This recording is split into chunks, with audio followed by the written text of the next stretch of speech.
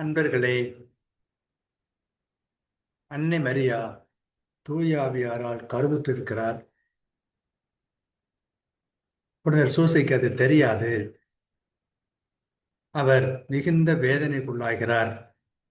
அந்த வேதனையிலே அவர் புலம்புகிறார். அந்த புலம்புதல் எப்படி இருக்கிறது என்பதை இன்றைய சிந்தனையாக இறையடியார் வீரமாமுனிவர் நமக்கு தருகின்றார். அதனை நாம் ஆழ்ந்து சிந்தித்து தெளிவு பெறுவோமாக. இருள் அற உணர்வில் தேர்ந்த இருந்திறத்து அரசர் கோவே, தெருள் அற உணர்ந்த ஐயம் செய்த நோய் இனி நீத்து உற்ற மருள் அற உணராய் கொல்லோ, மனம் செய்ய பணி செய்து அன்றே அருள் அற வருத்தும் தன்மை அதன் பயன் என ஓர்ந்தாயோ என்று ஐயம் தோற்று படலத்திலே வீரமாமுனிவர் புனிதர் வளனாருடைய மன வேதனையை வெளிப்படுத்துகின்றார். இருளுக்கே இடமில்லாமல் எல்லாம் உள்ளவாறு உணர்வதால் தேர்ந்த பெரு வல்லபம் கொண்ட அரசருக்கு அரசனாகிய ஆண்டவனே, தெளிவில்லாமல் நான் உணர்ந்த இந்த ஐயம் விளைவித்த துன்பத்தை இனிமேல் நீக்கி நான் கொண்ட மயக்கம் அருமாறு செய்ய நினையாயோ.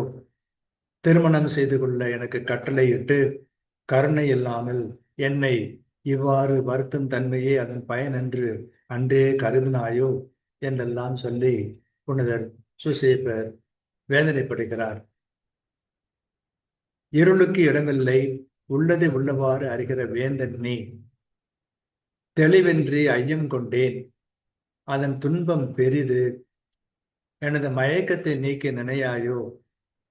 திருமணம் செய்து கொள்ள கட்டளையிட்டாய், அதனால் நான் அடையும் துன்பம் பயனுள்ளது என்று நீ கருதினாயோ என்று சூசை புலம்பினான். இருளற உணர்வில் தேர்ந்த விருந்திர தரசர் கோவே, தெருளற உணர்ந்த வையம் செய்த நோயின் நீத்துற்ற மருள அற உணராய் கொல்லோ, மனம் செய்ய பணி செய்தன்றே அருளற வருத்தும் தன்மை அதன் பயனென ஓர்ந்தாயோ என்று வேதனைப்படுகிறார் புனிதர் வளனார். திருமண வாழ்க்கையிலே கணவன் மனைவி மீதோ மனைவி கணவன் மீதோ ஐயங்கொள்கிற நிலை வருகின்றது.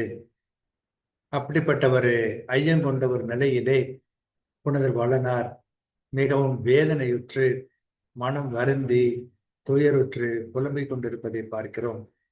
ஆனால் கடவுளிடம், நீதான் என்னை திருமணம் செய்து கொள்ள வைத்தாய், உனக்கு அன்றே தெரியுமோ நான் இப்படி துன்பெற வேண்டும் என்று, இது நல்லதென்று நீ நினைத்தாயோ, இதை நீ நீக்க மாட்டாயோ என்று சொல்லி அவர் மன்றாடுவதை பார்க்கிறோம். எவ்வளவு அருமையான ஒரு மன்றாட்டு என்பதை நோக்க வேண்டும். மனவேதனையிலும் கூட கடவுளிடம் சென்று புலம்புகிறாரே என்று ஊர் உலகெல்லாம் சென்று தன்னுடைய மனைவியுடைய பெயரை கெடுத்து விடவில்லை என்பதை நாம் பார்க்க வேண்டும். இது மிக முக்கியமான ஒன்று. இல்லற வாழ்க்கைக்கு வழிகாட்டுகின்ற ஒரு அற்புதமான செயலை புனிதர் வளனார் செய்கின்றார். அதை புரிந்து கொண்டு வாழ்வோமாக. வாழ்க.